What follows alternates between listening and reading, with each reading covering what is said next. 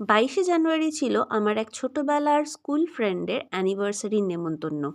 School করিয়ে tuition পড়িয়ে সোজা চলে গেলাম ব্যারাকপুরের একটা নামকরা দোকান থেকে গিফট কিনতে।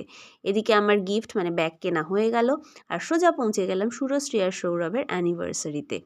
দেখতে দেখতেই সময় হয়ে গেল, তখন নিউলি ম্যারেড কাপল কেক কেটে ফেললো, আর এদিকে আমি খাওয়া দাওয়া শুরু করলাম। প্রথমেই নিয়ে নিলাম চিকেন পকোড়া, তারপর যেহেতু বাড়ি ফিরতে হবে বেশি দেরি না করে বসে পড়লাম খেতে। প্রথমেই দিয়ে দিল গরম গরম মটরশুঁটির কচুরি, তার সাথে আলুর দম। একটু ঝাল ঝাল লাগছিল ঠিকই, কিন্তু যা ঠান্ডা পড়েছে তার মধ্যে একটু ঝাল আর গরম গরম খেতে কিন্তু দারুণ লাগলো। শেষ করতে না করতেই চলে আসলো বিশাল একটা ফিশ ফ্রাই। ফিশ ফ্রাইটাও শেষ করতে পারলাম না, তার আগেই চলে আসলো মাটন বিরিয়ানি, চিকেন চাপ। আমি কিন্তু দারুণ খেলাম। আর বিরিয়ানিতে আলু চাইবো না সেটা কি আর হয়? নির্লজ্জের মতো আলুও চেয়ে নিলাম। আমি খেতে থাকি, তোমরা লাইক করে সাবস্ক্রাইব করে দাও।